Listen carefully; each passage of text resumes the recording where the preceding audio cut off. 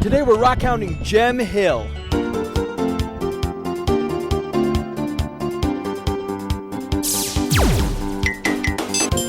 Pretty cool.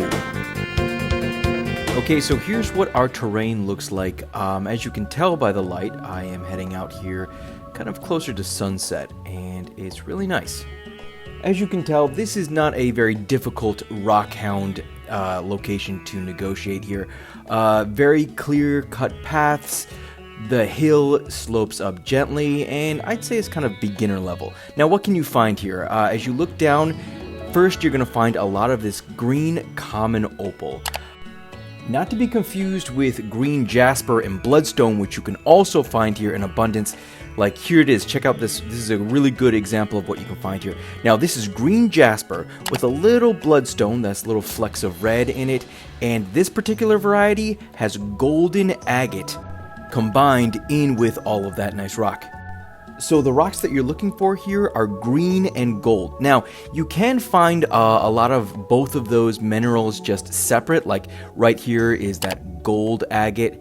A lot of that really nice rich yellow color here, but the best specimens in my opinion are going to have both that green and gold. Now, as you can tell, there's a lot of tall grass here. I'm coming out here right after the rain. Here's where another rockhound was digging, so you always know that you're in the right place. Windy out today. We got to get out of this tall grass because it's ruining our visibility. So, rockhounding in the desert after it rains is a good thing. Rockhounding on these grassy hills after it rains, not the best, because it ruins it. So a lot of these rocks are just so localized. They're just in one spot. It amazes me sometimes.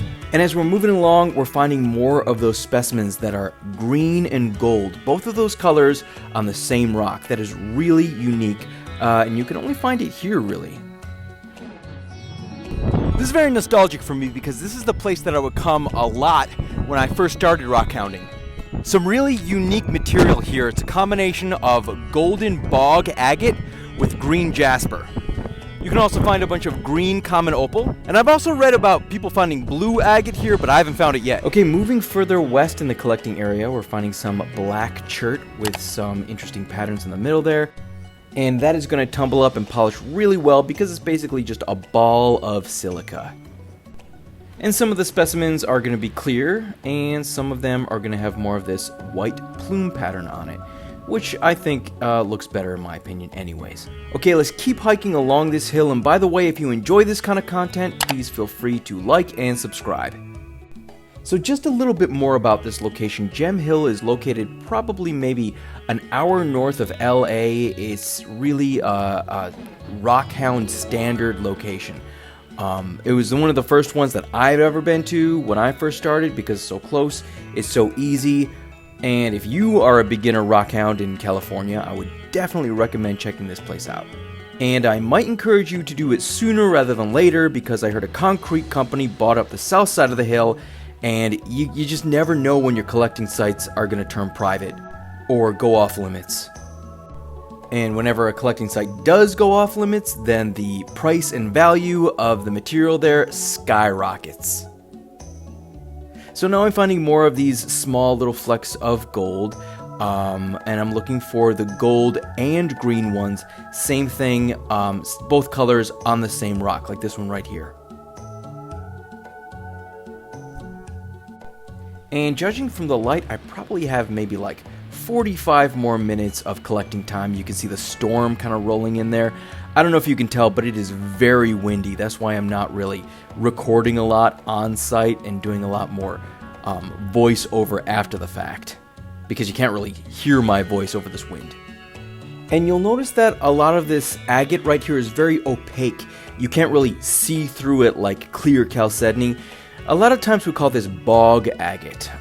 It's an agate that has formed in a prehistoric bog. So when those minerals, when that matter turned agatized a long time ago in a bog, it turned into this stuff. And you can find it like all over Kern County in California. You can find it in Imperial County. You can find it just south of Bakersfield. And I normally don't really bother to collect it because it reminds me a lot of chert. And because this was kind of one of the earlier spots that I've ever been to, I kind of tended to take this spot for granted. But the more I've done this, the more I've been rockhounding, the more I realize that this is really rare stuff. The material is easy, it's right there at your feet. I used to think that this was like a tough hike before I knew what tough hikes were. Now I consider it pretty simple, but I still probably consider it a nice little adventure. Alright, back to it. As I get to the top of the hill, we're finding better and better rocks here. A nice even split of green and gold with some really nice patterns in between. However, then when I get almost close to the top, I see a giant hillside of green rocks. So I decided to go investigate that just a little closer, and when I get there, I realize that this stuff is green basalt. Which is crazy because normally you find that in gray colors and black. You know, that's like the lava landscaping rock that you see in a lot of people's gardens. Well, that's this stuff, but just green. And of course, it's full of green jaspers, golden agate. Like, this is the hotbed. This is kind of like where it must have all erupted from and all formed. So, once I make it to the top of this hill, I've pretty much reached my limit for green rocks. So I decided to hike around the saddle.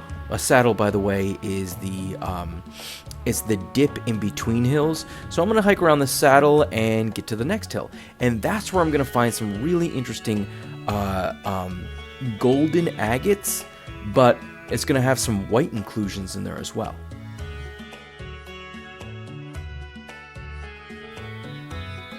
Like, check out this right here.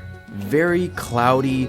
But I'm really liking that contrast with the white and the gold. And also, it's cool to just be hiking around and find a new rock on a completely different hill. It's like, 2 for 1. Double the minerals you can collect in one day.